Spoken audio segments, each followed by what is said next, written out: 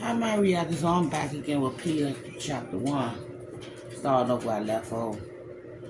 With growing dread, Peter left the room and closed the door. Hopefully, Muddy was right. She was only overworked and exhausted. It made sense, with the twins waking up several times a night to nurse, then barely sleeping during the day. Still, Pia couldn't help fearing the worst. She prayed she was wrong. After feeding Max and Ollie mashed potatoes softened with broth, she put them on a blanket in the middle of the floor with their rattles, then filled a bowl with soup and slowly opened the bedroom door, trying not to make any noise. A slice of weak light fell across Muddy's pale face. She was sound asleep again, her mouth agape. Muddy, Peter said in a quiet voice, I brought you some soup. She went over to the bed and looked down at her. Muddy didn't blink or move. Peter thought about waking her, but decided to let her rest. The few minutes she'd gotten earlier probably weren't enough. She needed an entire night of uninterrupted sleep. Then maybe she'd be back to her old self by morning. Peter left the bedroom, quietly closed the door, took the soup over to the table and sat down. From the blanket on the floor, the boys watched her eat, grinning and gurgling and reaching for each other's hands and faces. She would take care of them tonight. She would mix a jar of melanated infant food with water and feed them that so Muddy wouldn't have to wake up and nurse.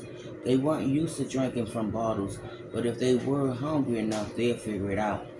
When she was done with her soup, she got up, knelt on her bed, opened the window, and working fast, pulled the clothes off the open window and off the line and piled them behind her.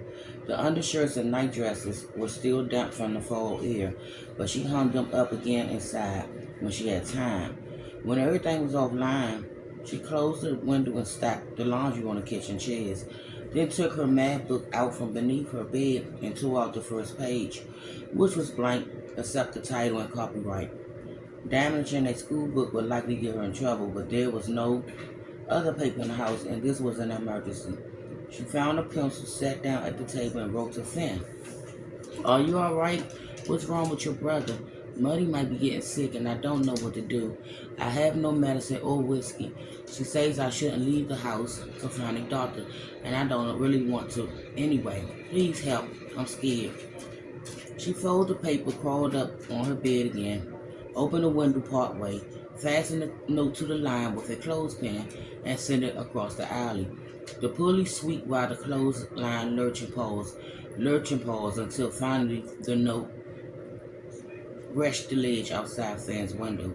Afraid to blink, she watched to see if he would reach out and take it, but no one came to the window or looked out. She glanced over her shoulders at her brother, content and playing on a blanket, and pushed the window open all the way and leaned out as far as she dared. Praying Muddy wouldn't hear, she called out Finn. No answer. Hey Finn, are you over there? It's me, Pia. Still no answer. She pulled the sash down and watched for a few minutes, but no one came to the window. Looking out over the early, silent Fifth Ward, a cold eddy of loneliness began to swirl inside her chest.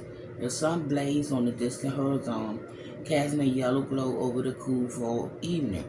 The perfect weather for a brisk walk or a rousing game of stickball, but no children played in the alley below.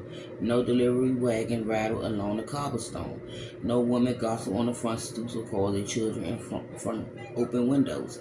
A hollow draft of fear swept through her. It felt like the end of the world, and I'd be back with Pia.